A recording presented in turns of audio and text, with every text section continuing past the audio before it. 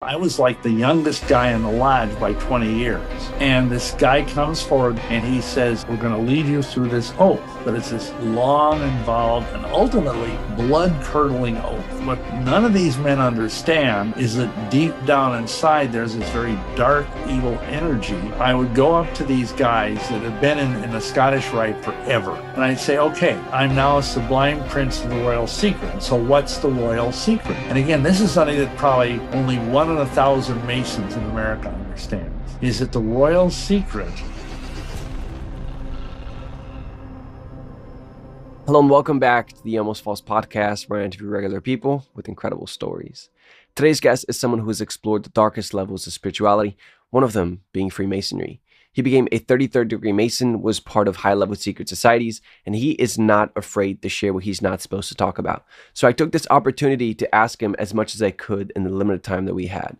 No matter how much you know or don't know about Freemasonry, I can almost guarantee you that you'll learn a lot from this interview, as everything that is shared here is in some way related to it. Get ready to have your mind blown by Mr. Bill Sneblin as he shares a dark journey that him and his wife took and the unsettling things that they uncovered along the way.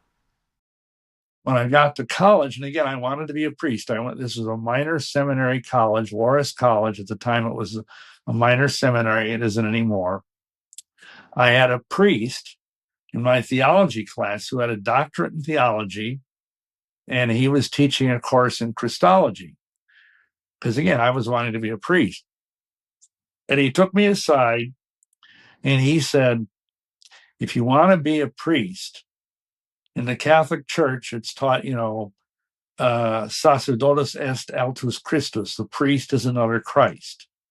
So if you want to be like Christ, he says to me, do you want to be like Christ? And I says, well, of course. Doesn't every Christian want to be like Christ? He said, well, if you want to be like Christ, you need to do what Christ did. And again, that made sense. And again, nowadays we've kind of become suspicious about priests. But this was like 1968. And a priest was like God. I mean, whatever the priest said, that was it, And he said, well, if you want to be like Christ, you need to do what he did. And he went to the East and studied with the gurus in India. He went and studied with the lamas in Tibet. He went to Egypt and studied with the magicians there. That's how he was able to raise the dead, to walk on water, to do all these miracles. So he says, what you need to do is you need to start studying the occult. And this is a priest telling me this. And so I thought, okay, now mind you, this is obviously decades before there was an internet. I mean, there was a little bookstore downtown. And I went there and I found a few scattering books on like the occult. And I found this book that was called Diary of a Witch by Sybil Leek. And she was one of the very first witches to, so to speak, come out of the broom closet. She was a British woman, and she was a medium. And anyhow, I read the book, and she was asserting in the book that witches were not evil, that this was an ancient pagan mystery religion. Among other things, she claimed that Jesus was a witch, and his 12 apostles were his coven, along with their wives, So I kind of bought into that. And I found out about this guy, Alex Sanders, who was the supposed king of the witches over in London. I sent him a letter. This is around 1968, 69. And his wife sent me back a thing. Okay, here's a coven in Rockford, Illinois, which is about 90 minutes from Dubuque. I went there and I got initiated as a witch. And then later on, I hooked up with an Alexandrian coven in Boston, and I was made a witch high priest. Started covens in, first of all, in Dubuque, where I was, and then moved to Milwaukee because there was a fellow there who had an occult bookstore, because Milwaukee's a huge city. And he said, I've got all these people that want to become witches. Can you come and teach them? When we're talking about like you being in a coven and you doing witchcraft, I just want to make sure that we don't skip over that part. Like, what kind of witchcraft are we talking about? Because there's a lot of it was okay. Witchcraft originally, the kind of publicly available witchcraft was originally started by Gerald Gardner, and he came out, witchcraft became legal in England. It was a crime until 1951. It was made legal, and he claimed, and all of this is disputed, but he claimed that he came in contact with an ancient coven of witches in the New Forest region of England. They initiated him and then made him a high priest, and he went off and initiated other people. Then there's this other bunch, this Alexander's fellow. He also claims to have been initiated by an ancient line of witches by his grandmother. So those were the two main fountainheads of witchcraft in the 60s. Both were from England, but both had, spread to America. And it was white witchcraft. Both groups, their rituals were virtually identical. And but the Alexandrian group that I was in was more into ceremonial magic, which is like kind of, if in like Protestantism, they have the distinction between high church and low church. Well, Alexandrian is more high church witchcraft, but we didn't believe in the devil. We didn't think we were worshiping the devil. We thought we were worshiping a goddess, a moon goddess, and a horn god. So it was like ditheism, if you will, two deities. And we didn't believe in demons. We just believed that it was all this nature, airy fairy, gathering herbs in the forest and dancing in the nude. And, it all sounds very innocent. Except there's, especially in the Alexandrian rite, there's also some sex magic that's involved. So does that kind of answer your question? Yes. Thank you for clarifying. I just wanted to make sure that we got that covered. So actually, let's go back to the occult bookstore that you were talking about, and let's pick up the story from there. Well, so anyway, so we hooked up with this fellow in the basement of the store. We would hold these classes. They were packed because there were all these people. And again, this was 1972. And, there was all these people kind of like quasi hippies, and they wanted to get into the occult and magic and blah, blah, blah. The other thing that happened at the same time is that we encountered this fellow called Eli, who was a Grand Master Druid of North America. And Druids are a little bit different than witches. It's kind of like the difference between being a Baptist and being a Methodist, And we were invited down to Arkansas, which is where this fellow lived. He had lived on top of a mountain. He had kind of a what do you call it, a organic farm there. And we went through the whole summer, got all this occult training. We were, high priests in Druidism by the time we got done. At one point, I understand this fellow that owned the occult bookstore, he was kind of a manipulative guy who was very, he was older than me, very cunning. He told me, he took me aside and he said, if you really want to understand magic, you need to read this book. And he handed me the Satanic Bible by Anton LaVey. And I said, well, why would I want to read the Satanic Bible? Witches don't believe in Satan. And he said, well, just read the book. And LaVey's contention was that magic is really about Satan. But Satan is like an archetype, he said. There is no real Satan, but it's like an energy, egregore, an archetype that you can draw upon. And it kind of made sense to me. And again, the devil was gradually pulling me in. Like the whole thing about the camel getting its nose in a tent, and before you know it, the camel's in there. So I wrote the Church of Satan, which at that time was in San Francisco. I became a first-degree member. And then later on, I went through some exams and studies, and I became a warlock, which was a second-degree member of the Church of Satan. And at this also, I should say this, because this is critical. This Eli guy, the Grand Druid down in Arkansas, he gave us 2 words of advice. First of all, he said, if you really want to understand Luciferian energy, you need to join the Freemasonic order. And he himself was a 33rd degree Mason. He showed me his little certificate. He also told me that if you ever felt like we were in deep spiritual trouble, that I should join the Mormon Church. because it was a church that had been started by witches for witches that we could hang out in and pretend to be nice. The image of the Mormon church. They're straight, nice, wonderful, all-American people with happy families and white picket fences and, all of that. But secretly, they believe almost the same doctrines that witches believe. And we can get into that if you want. But anyhow, so he gave us that advice. And again, this was in the early 70s. So I joined the Masonic Lodge, became a Master Mason at the same time as I was a Satanist and a witch. And only our inner circle of the witches that we by this time, we've initiated over 100 witches.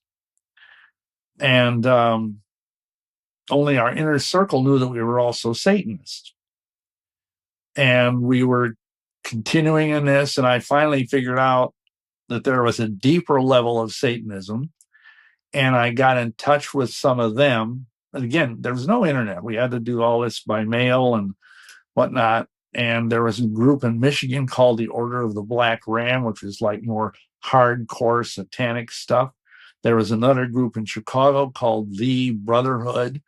And I got involved with them because they were closer, because Milwaukee's just up the road about 90 miles from Chicago. And I got really, I sold my soul to the devil. That's how deep I got into this stuff. Yeah. Before we actually get to that part, I want to make sure to take some time to talk about Freemasonry, because Freemasonry, it's very rare to actually talk about to talk to former Masons, because it's something that you're not supposed to talk about. So it's kind of an opportunity while I have you here to kind of, for me personally, to learn, but also for the people to kind of have a knowledge about what Freemasonry is. You said that you became a Master Mason. Can you explain how the degrees and the lodges are set up in Freemasonry so people actually understand what we're talking about? Well, the basic thing is what's called the Blue Lodge. And that consists of 3 degrees: entered apprentice, fellow craft, and Master Mason. A lot of Masons never go any further than that. I did. But basically, it's like an initiatory process. The requirements are you have to, at that time, now mind you, I think I joined in 75. You had to be a man, freeborn, of good report, and well recommended. So they asked you if you believe in God, and I said yes, I did. And they didn't ask which God I believed in. They just, do you believe in God? And I said yes. I didn't tell them that the God I believed in had horns. So anyhow, I went through there's this whole process. You do a lot of memory work, they call it. You memorize all of these ritual things. You have a mentor who's called your poster, who's an older Mason.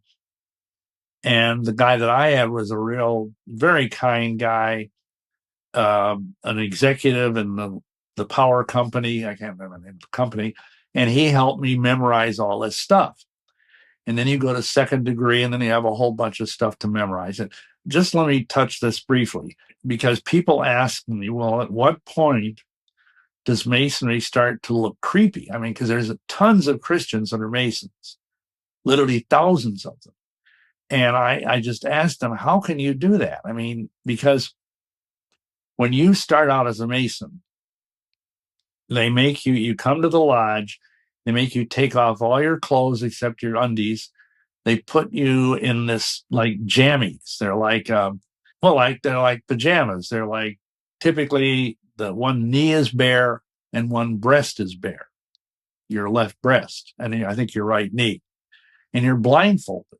You have a cable around your neck. It's like a velvet, they call it a cable tow. It's like a velvet blue rope. And you're tied up. And you're led to the door of the lodge. And you've got a guy leading you, because of course you're blindfolded. He knocks on the door, and somebody this is all ritualized. And the guy on the other side says, who comes here? And your guy who's guiding you, who's a lodge officer, he says, Mr. Bill Sneblin, who has been long in darkness, and now seeks to be brought to light, to receive the rights and benefits of the worshipful lodge, erected to God as all members have done before. And I asked, Mr. Christian, Mr. Pastor, Mr. Elder, because there's, like it used to be, I don't know if it still is, it used to be 40% of the pastors in a Southern Baptist convention were Freemasons. And how can you say that you're in darkness when you have Jesus in your heart? You see what I'm saying? Yeah, yeah. And then that's not it. You go into the lodge, you're led around, like they call it circumambulation. You walk around the lodge. They have these officers, the junior warden, the senior warden at the different, things of the compass. And in the east is the worshipful master, who's like the big cheese. Then you're made to kneel at this altar. Again, you're still blindfolded. And you're made to understand that you're putting your hands on this huge, it's like a pulpit Bible, big King James Bible. And this guy comes forward, this worshipful master, and he says, we're going to lead you through this oath. And I'm not going to go through the whole oath because it takes like 5 minutes, but it's this long, involved, and ultimately blood-curdling oath. At the end, you say, you swear, the essence of the oath is to keep the secrets of an entered apprentice Mason, which of course I'm violating right now. And then at the end, you swear that if I should ever reveal the secrets of an entered apprentice Mason, that I swear that I will have my throat cut across, my tongue torn out by the roots, and buried in the sands of the sea, where the tide ebbs and flows twice in 24 hours, should I ever knowingly violate this, my entered apprentice obligation. So help me God and keep me steadfast to the due performance of the same. Now, if you were a Christian pastor or whatever, wouldn't that kind of raise the hair on the back of your neck? Yeah, I think it was raise the head on the back of the necks of pretty much most people just to hear that. Yeah. And then at that point, the worshipful master says, my brother, in your current situation, what do you most desire? And then the guy that's with you, that he's a senior warden, says light, whispers it in your ear. And I say light. And then they remove the blindfold. And you see before you this big open Bible with a square and compass on it. And those represent the three great lights of Masonry: the Bible, the square, and the compass. And then they are revealed by the three lesser lights of Masonry, which are three burning tapers that are adjacent to the altar. Now, that's the most mild initiation. From there on, they get more and more creepy. So I don't know how deep you want to go into this, but basically, Masonry is an anti-Christ thing. It claims it's not religious, but it is.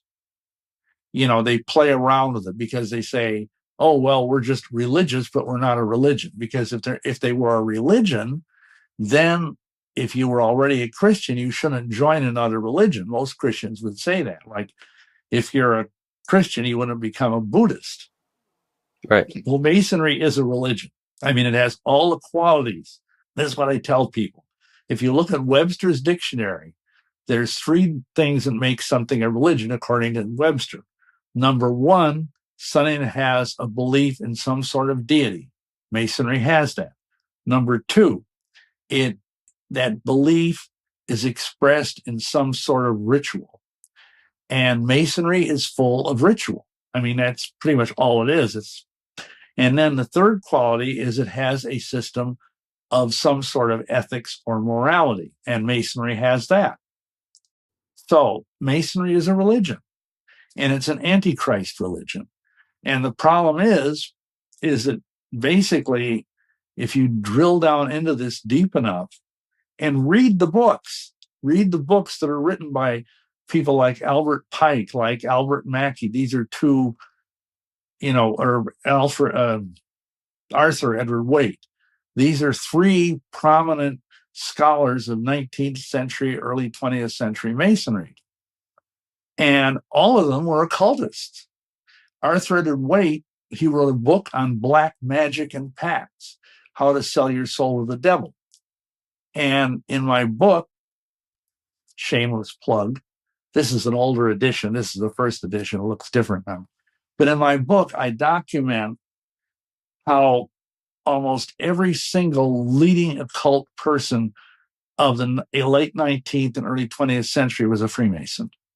They just go together like, love and marriage. If people want to go look at these books, I just want you to like kind of give them an idea, because if they want to confirm that for themselves, what books are you talking about? What people are you talking about? Well, there's Morals and Dogma by Albert Pike. He was like the greatest Masonic scholar in America of the 19th century. He was the sovereign grand commander of the Scottish Rite, and he's buried in the Scottish Rite Temple, 13 blocks from the White House.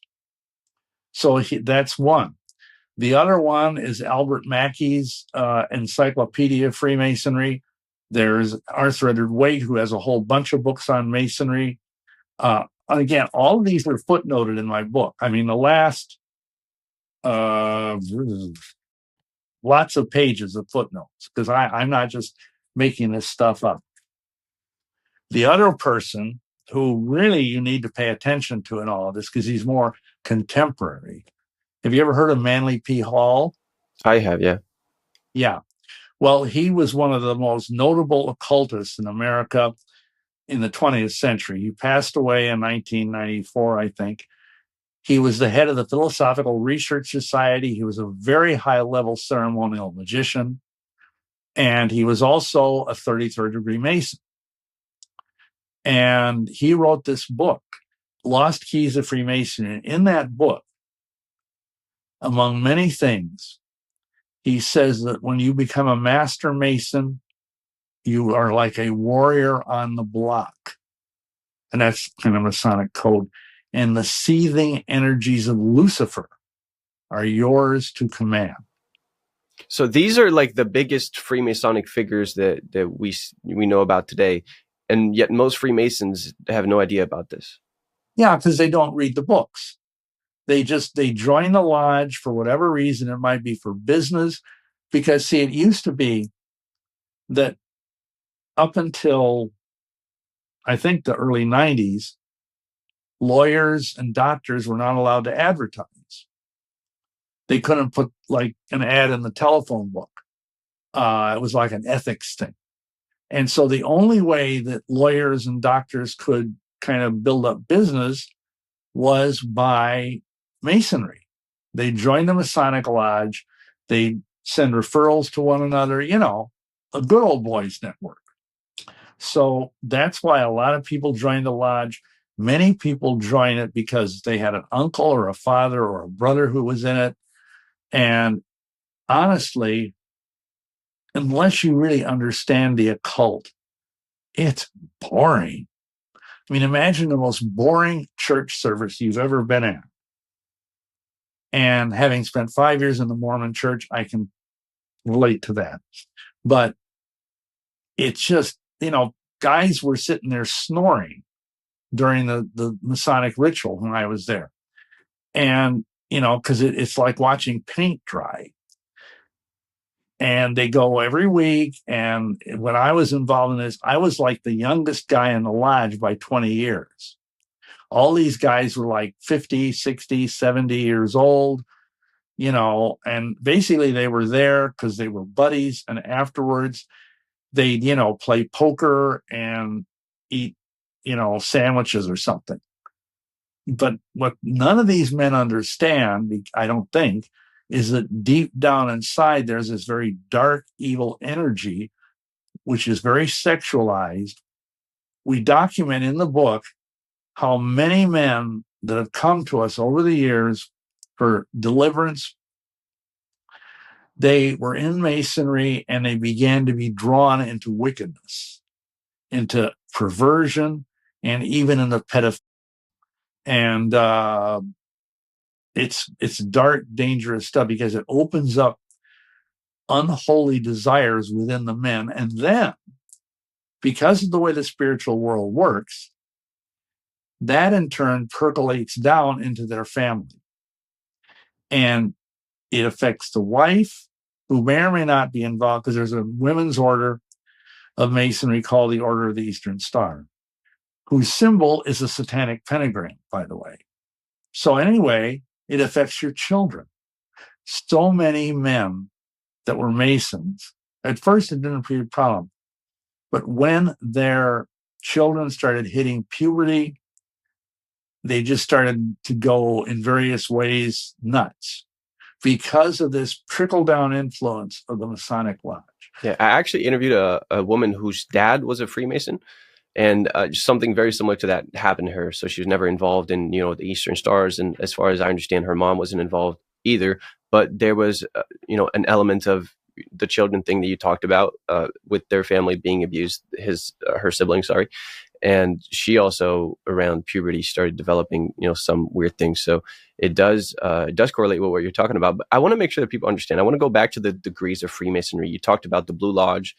You also mentioned the Scottish Rite. There's the York Rite. Can you explain how that's set up so people actually understand what it means to be a 33rd degree Mason? Because I think there's a lot of confusion around it.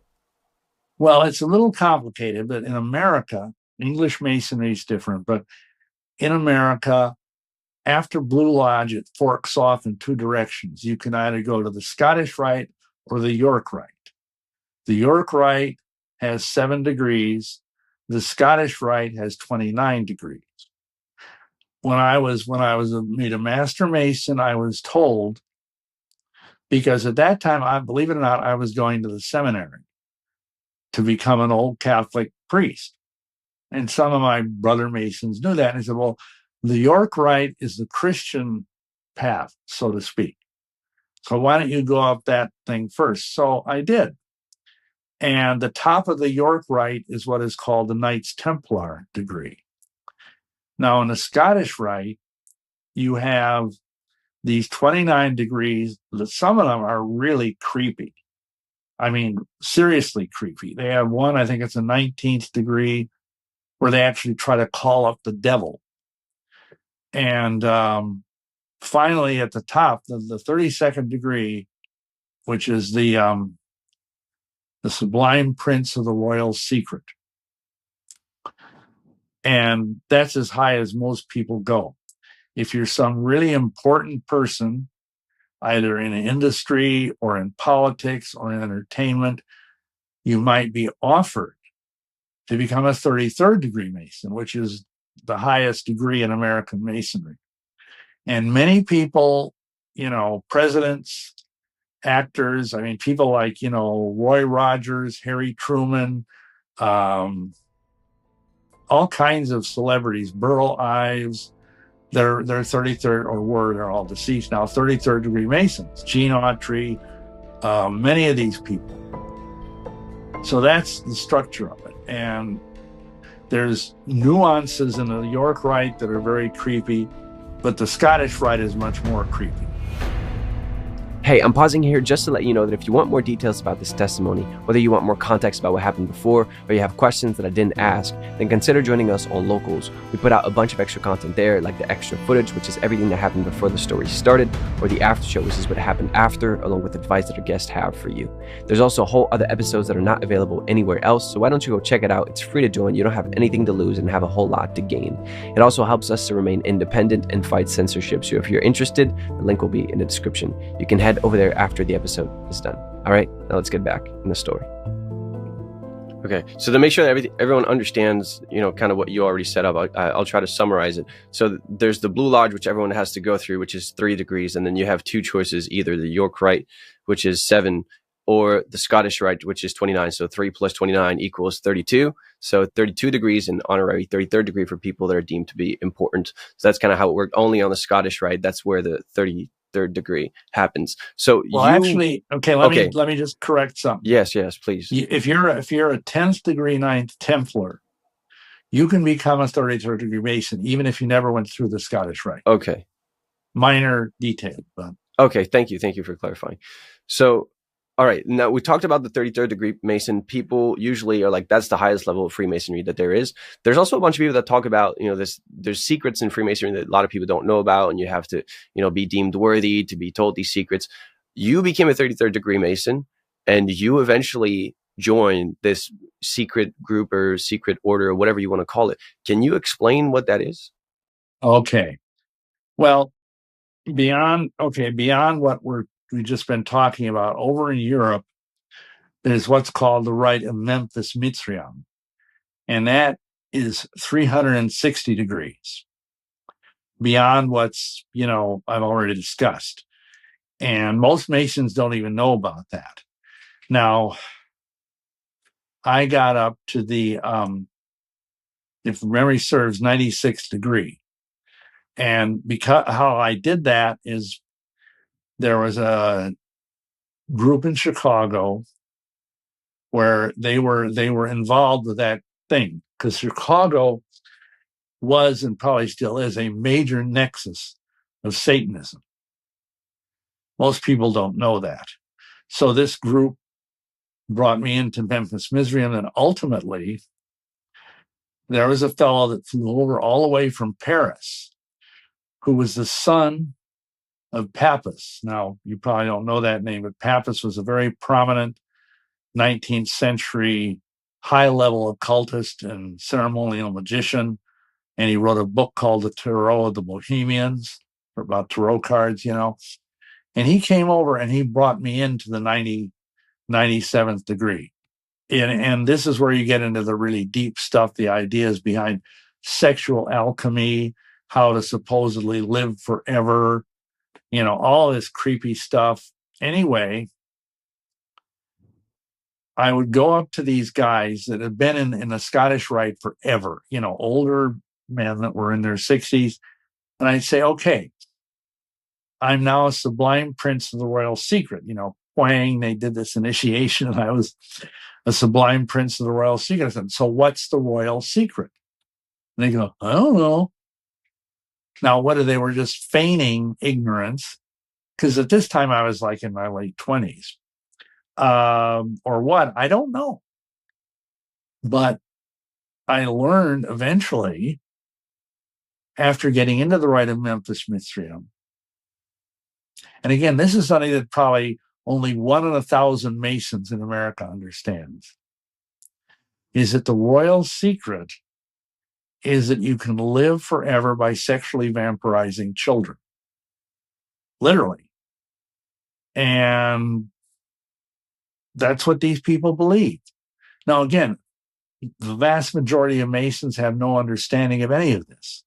They just think it's this good old boys club that teaches, morality. And this is the way with almost all of these groups, whether it's the Mormons or the Masons or the witches or the Vatican.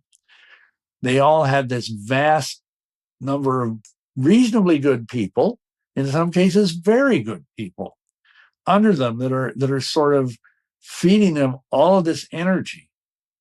Because let me back up. When I was into Satanism, we understood and were taught that Satan draws energy from being worshipped. And when these guys, they don't, even if they don't understand it, every time a Mason kneels at the altar and swears an oath, the devil gets energy from that. And again, most Masons, if they heard this, they would be scandalized. They'd say, this guy's a nut.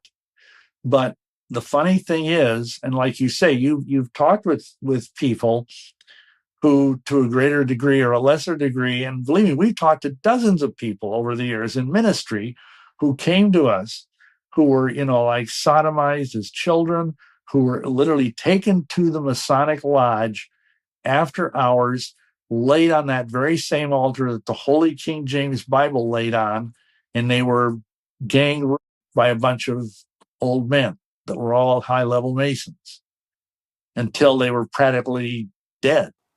Yeah, that's pretty much the story that I heard, without details, because it was an eyewitness account. It was a secondhand witness, but it's similar to what I heard before. So okay, a lot of said about Freemasonry, and you kind of said how Freemasonry is worshiping Lucifer, and I think that's made very clear in the books that you talked about. If people want to check the references, they can check your book, or they can go directly to the references if they doubt anything, because it's in there.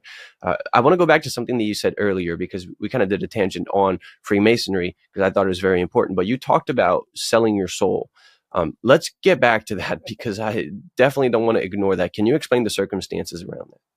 Well, again, there was this group in Chicago, and they were entwined with this Memphis Mitzrayim rite, and they were also with this. It was like two things together: the Brotherhood, which I mentioned earlier, and then this Memphis Mitzrayim thing.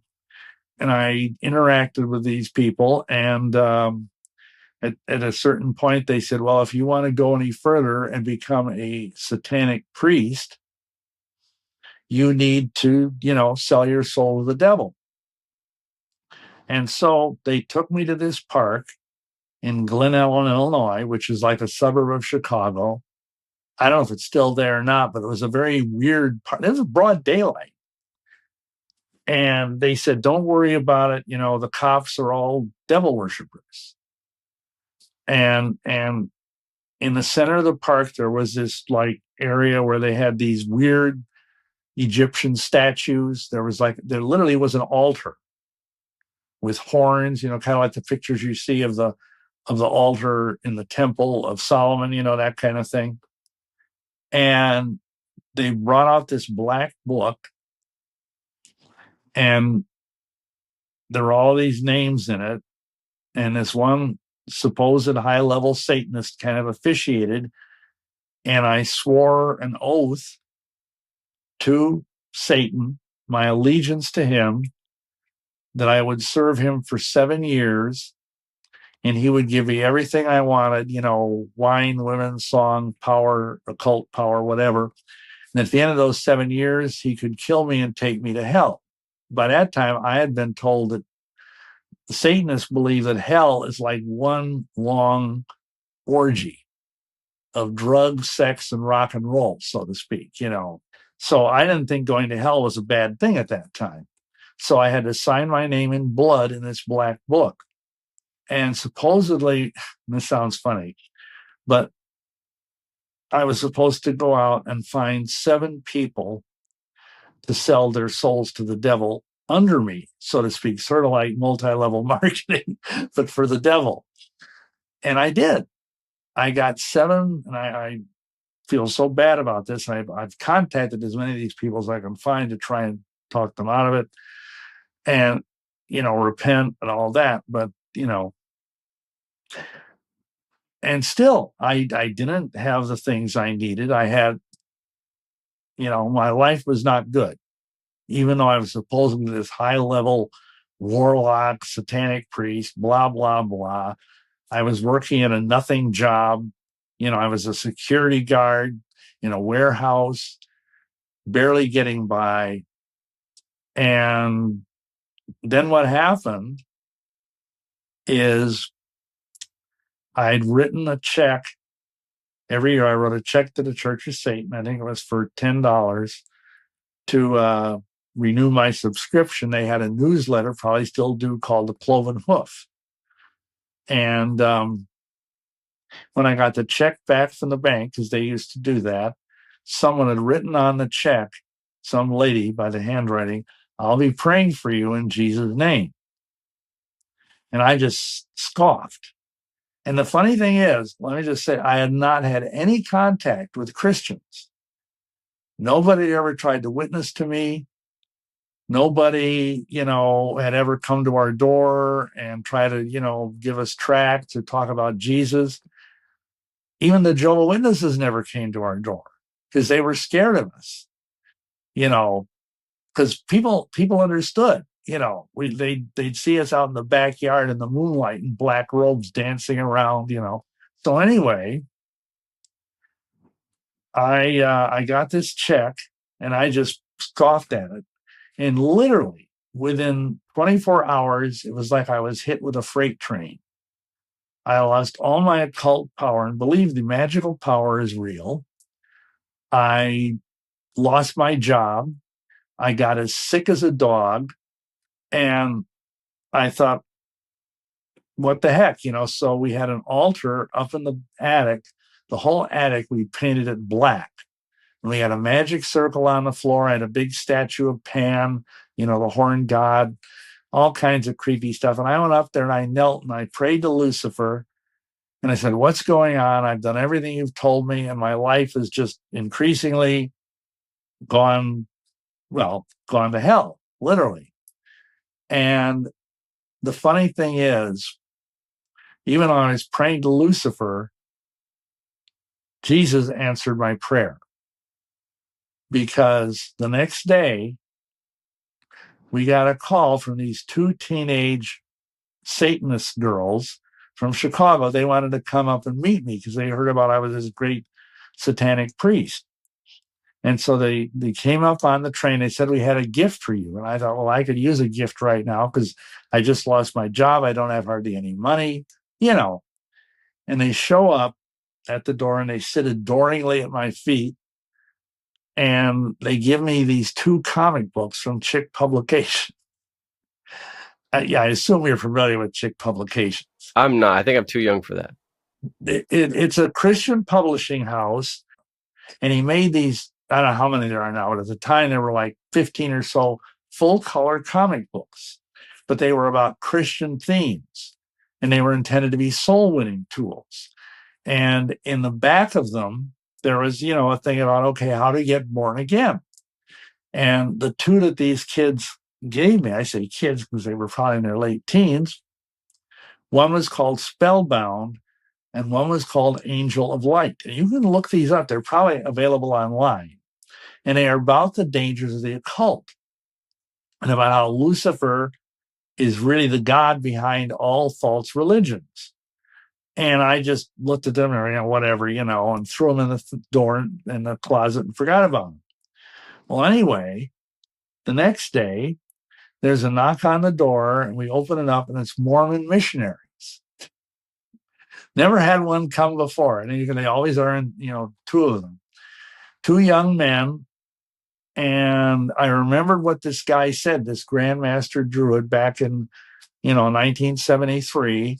We're now in 1980. And we joined the Mormon Church because we thought that was where we were supposed to be. This was a sign from Lucifer. So I joined the Mormon Church. I tried to be a good Mormon. I stopped doing dope. I stopped having orgies. I was just monogamous. And the only thing we did, because we had been led to believe by this Druid guy that the Mormons were white witches. And so we still did white witchcraft, but we didn't do Satanism anymore. We got all of that out of our lives. Went to the temple in the Mormon church, did all their secret rituals, which are very Masonic. Well, let's actually stop there because this is actually important. What kind of role did you have in the Mormon church? Because we just talked about missionaries coming to your house and you said you joined. Can you explain a little bit, the progression and what kind of role you eventually got there? Yeah, well, okay, you get baptized. And then after a year, if you, mind your P's and Q's and pay your tithing and all of that, you're made an elder. And that's what I was. I was an elder. And then later, I was made an elders quorum president. So that's like an administrative role right under the bishop. Now, understand, in a Mormon church, I don't know if it's still this way, but back then, this is in the 80s, a bishop, like most people think of a bishop as some really high-level guy, In the Mormon church, the bishop is the head of a local congregation. They call it a ward, W-A-R-D. And an elders quorum president is kind of like right under the bishop and takes care of administrative stuff.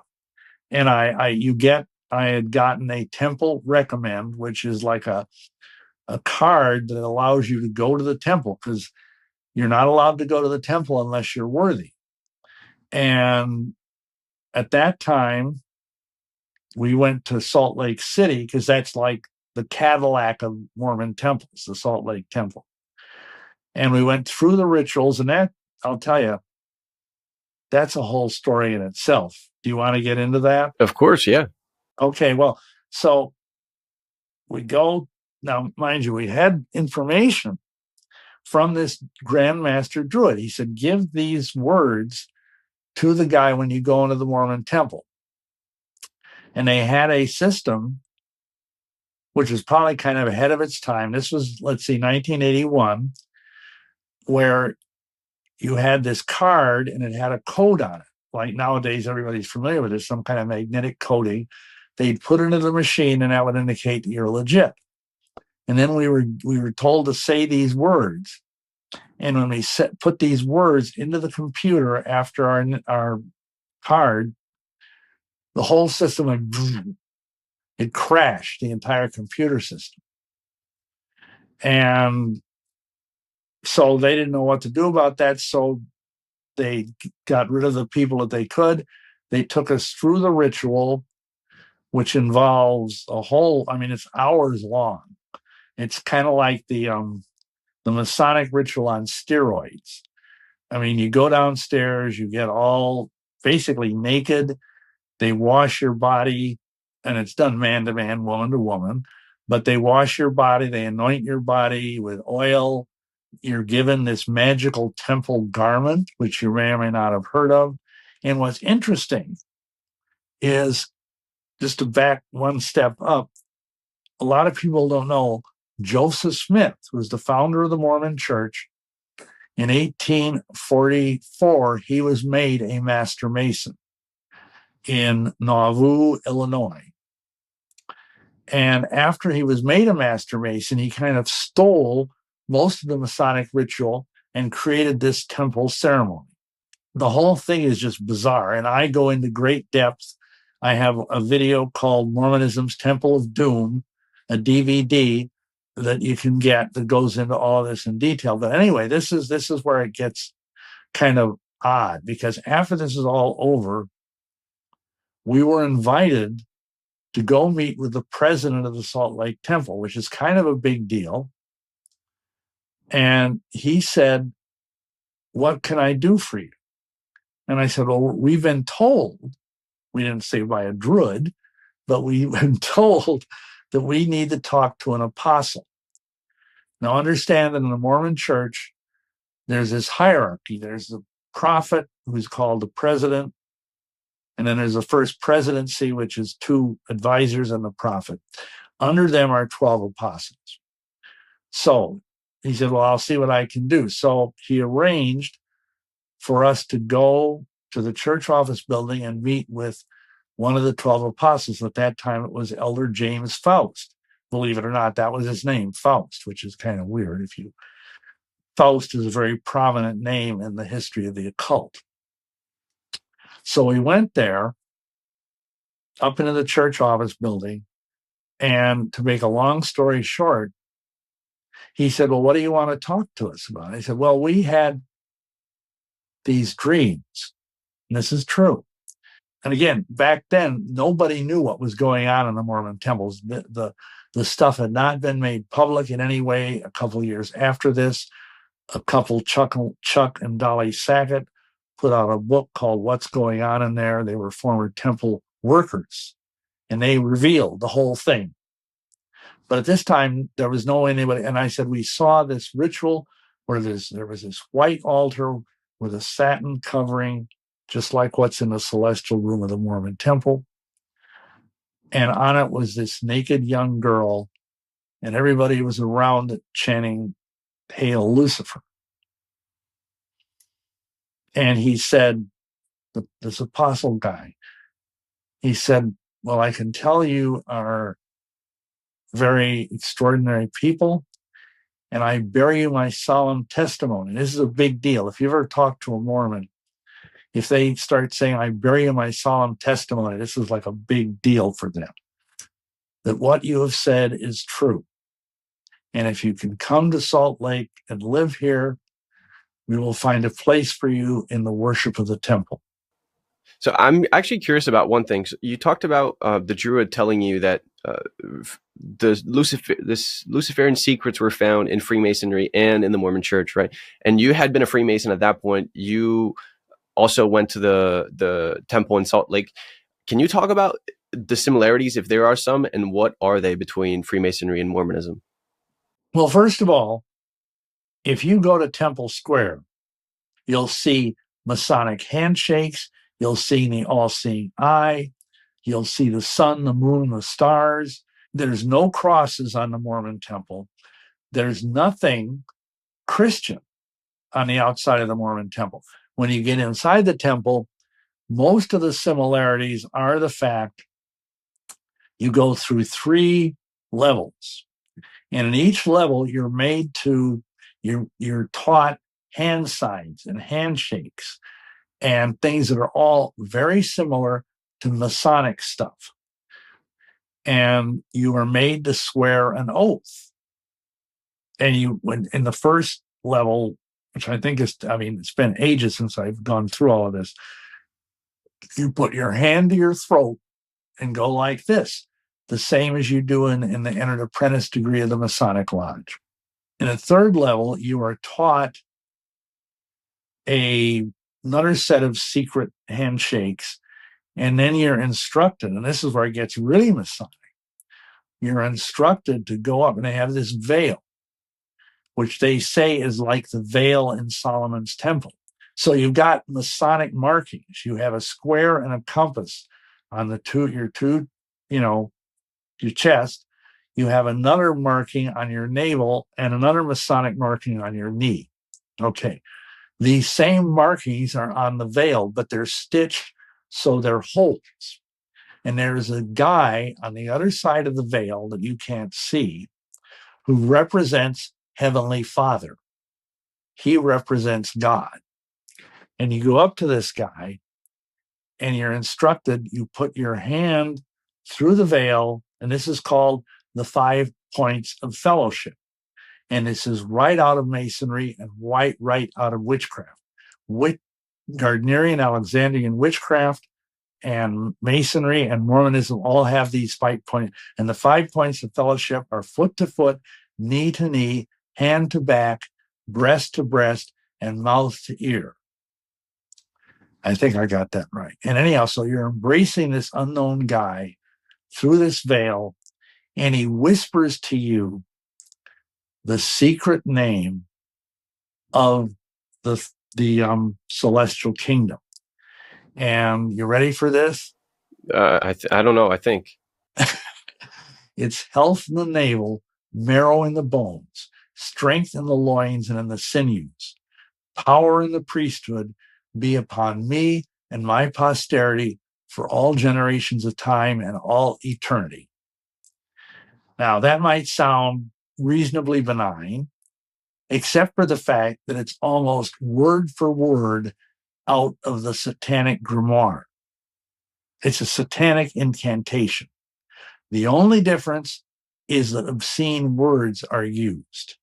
And then, when you're done with that, this guy draws you through the veil into what is called the celestial room, the celestial kingdom.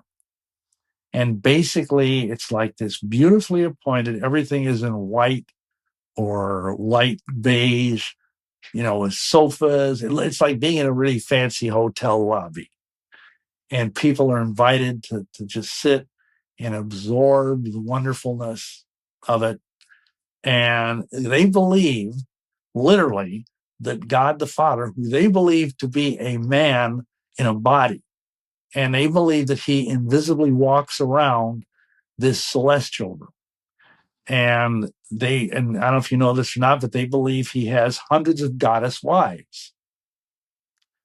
And that he is constantly impregnating these wives who give birth to spirit children who come down. And they believe that every child that is born on earth is first fathered in heaven with Heavenly Father and one of his goddess wives. Yeah, I've heard about that. And I think a lot of Mormons, if they hear you talking, they would say that's not true. But if you actually go back to the history of what Joseph Smith taught, like you'll see. And if you talk to some of the elders probably in the Mormon church that know about this stuff, they'll tell you about it. But what I find in what you said is essentially that, the details of Mormonism and Freemasonry, like the details are different, but the structure is very, very similar. And you can see where kind of Joseph Smith took it from, especially since he was a Freemason. So that's super interesting. I want to go back to your story, though, because you joined the Mormon church to try to help your life. Your life you were really struggling at the time, and you're trying to, become a better person, have a better life, and all of that. What did your life look like inside of the Mormon church? Well, it was better. But of course, part of that was because I was no longer actively worshiping the devil. I mean, thought I was worshiping the true God, but I wasn't. And I eschewed all of my vices. I mean, I was no longer doing cocaine or smoking dope, or I never was one for drinking alcohol. Um, so, I mean, it was better. But as I rose in the ranks, and this is kind of I'm glad you asked this question, as I became an elders quorum president.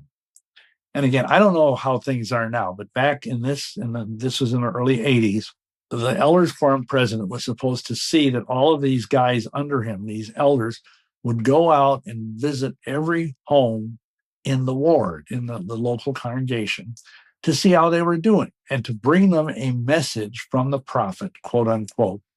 And I'll tell you one thing the Mormons get right. Like I tell people, even a broken clock is right twice a day. And they are very good at taking care of their people. If you saw a neighbor who was in trouble in some way, like they needed their sidewalk shovel or whatever, you would go do that. And the idea was you were going to go and love bomb this neighbor and make them want to join the Mormon church. And that's pretty good. I mean, I don't fault that. But, you got to realize, for me, let me just put this in perspective. At this time, I had a job working in a retail store, 40 hours a week. In addition to that, I literally had to spend another 40 hours a week working for the Mormon church with no pay, because none of the people, except at the very highest levels of the Mormon church, get any salary. So again, that's an admirable thing. But I was just working myself to death. And oftentimes I would have to go and do the home teaching because I couldn't find somebody else to do it. And I would visit these people and I would talk to these people. I'll tell you this one story. There was this one guy, I won't say his name, but he was this older fellow. He was sweet as can be, married, had a family, but he was stuck at being a deacon. A deacon is a 12-year-old boy. If you turn to the age of 12 years old, the bishop lays hands on you and makes you a deacon. So this guy was stuck at being a deacon because he wasn't worthy. Why wasn't he worthy? He couldn't stop smoking. And as you may know, there's the big no-nos in the Mormon churches. You can't smoke. Of course, you can't take any kind of illegal drugs, and you can't drink coffee. So this guy was trying, I don't know if you've ever been a smoker, but it's a hard thing to get off your back. And I would give this guy priesthood blessings. I would pray with him. I would fast with him. I'd do all this, and he was stuck. He was going to end up being like the Mormon church's only 90-year-old deacon because of the merciless quality of Mormonism and the fact that it didn't really have any power to transform his life. And there were numerous stories like that. And it began to put a crack in my belief in Mormonism, because I thought, okay, if this is the true church, which is what they teach, then why, if I'm holding the priesthood, I was a holy Melchizedek priesthood elder, and if I laid hands on a guy to be set free from nicotine, why didn't that work? Especially when I was doing it like every week. Especially because you had been in the occult before and you had some of the power of the occult. And so it's like you understood that there was power somewhere and that Lucifer could give you power, and that you thought you were in the true church and you found none of this power. So I understand. But what did you do? Because you said it started to question your whole worldview. Like, how did that develop over time? Well, yeah. And okay, leaving on that, I ended up having to move out of Milwaukee, because at that time my wife wanted to go to nursing school, and there was a nursing school in Dubuque that was good. And so I was without a job, and I had some time on my hands, and I was trying to find work. And I was plugged into the local Mormon church in Dubuque, the ward there. But of course, I was no longer an elders quorum president. And I saw this thing in the local penny advertiser, that said, oh, there's going to be a prophecy seminar at this park. Oh, well, that's good. I thought I can go to this prophecy seminar, because it didn't say what church it was, and I can steal some sheep. because I belong to a church that's being run by a true prophet. Whoop-de-doo. And so I went to this thing, and I had never been to a Protestant service. And there was this evangelist up there, and they were talking about the book of Revelation. And this guy was presenting the gospel in the context of explaining their version of what the book of Revelation means. So anyway, he was talking about how you're saved by grace through faith, the basic Christian gospel. And I kind of raised my hand, being, this wiseacre, because they didn't know I was a Mormon. And you see, Mormons teach that basically there's only two choices for the true church. Either the Catholics, who claim, to have this apostolic succession all the way back to Peter up to the present day, or else Joseph Smith, who was supposedly given this mandate in the year 1830 by the angel Moroni and by John the Baptist and whatever. And because they said that all the Protestant churches were split off of the Catholic Church, and so therefore they had no authority. And so either you got to be a Catholic or you got to be a Mormon. And so I raised this point with this guy, and he says to me, well, where do you get the idea that you need to be baptized in order to be saved? It says in Acts 16:31, believe in the Lord Jesus Christ, and thou shalt be saved, and thy house. And that was the Bible verse that hit me. Because I'd already read the whole King James Bible, because the Mormons use the King James Bible. I read the Bible through 5 times as a Mormon. But I'd never seen that verse, like, how Bible verses leap out at you. And this verse went through my magic Mormon underwear like a bullet through a sheet of wet tissue paper.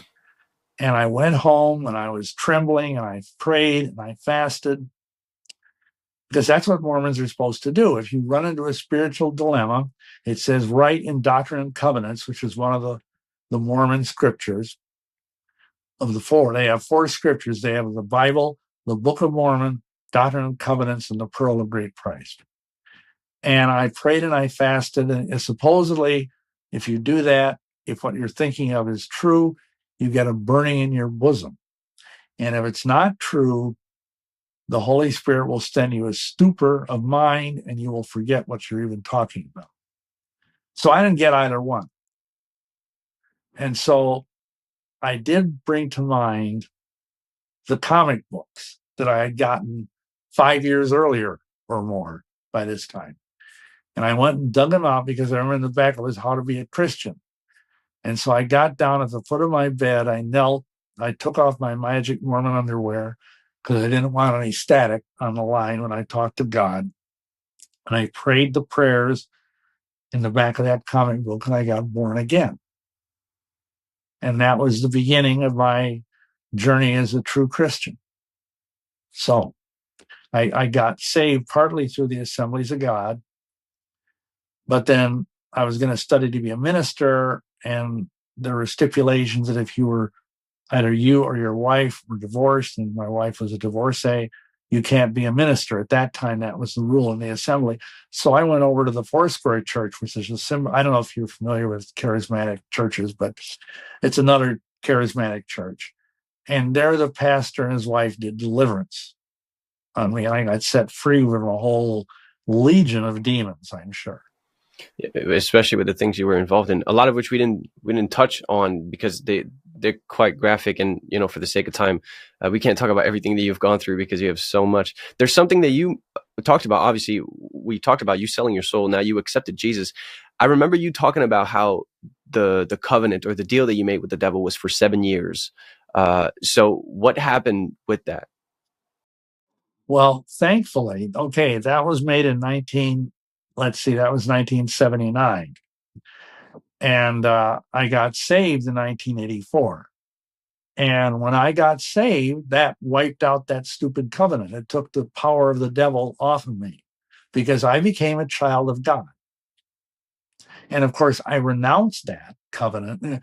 Part of, I know there's different ways that people do deliverance. And I don't know how familiar you are with deliverance, but, one of the things that we encourage people to do, and I was encouraged to do, was like I went through and I renounced all of my Masonic oaths. I renounced all of the oaths and covenants I took in the Mormon church. I renounced the baptismal vows of the Catholic Church. And I renounced that oath that I took to the devil in that park in Glen Ellen, and nailed it all to the cross. So you became a Christian before the 7 years had actually passed. And who knows what would have happened if that didn't, I guess we're never going to know. But there's something else that I would not be a good interviewer if I didn't ask you, because Freemasonry is kind of a secret thing. You can't talk about it. You already mentioned that you're breaking these rules. How were you able to be so open against Freemasonry as a former Mason? Do you have any repercussions? Did that ever happen to you? Can you explain that? Yeah, you could say that. I have had so many attempts on my life. Can't even begin to tell you. But what partially helped me was the fact, and I'll just insert this little tale since you say you like stories. When I moved to Dubuque, I wanted to go and reconnect with the Masonic Lodge in Dubuque. And so I went to and this was right after, literally about a week after I got born again. The Masonic Lodge had, they called it a High 12 luncheon, which was on Friday noon, and everybody was welcome. And I went to this luncheon. It was like a free meal. And I got in there, and it's down in the basement of this big lodge thing, downtown Dubuque. And as I was eating, I could feel this darkness. I've been in Masonic lodges hundreds of times, but because now I had the Holy Spirit within me, I could feel something dark and evil and oppressive just pushing down on me. And I, ate the lunch, and I felt like this voice in my head saying, "My son, get out of here." So I even skipped dessert, which for me was a big deal back then. And I went outside, and this is in June, into the bright June sunshine, and I felt like this incredible weight was off me. So I went home, and I was led to go to Ezekiel chapter 8. Let me just read it, because it's amazing how this dovetailed with the Masonic Lodge. Okay, here we are. I'm not going to read. It's kind of long, but he says he's digging through the wall, and he says, and this is in verse 13 of chapter 8. He said to me, this angel or whatever, "Turn thee yet again, and thou shalt see greater abominations that they do," meaning the elders of Israel.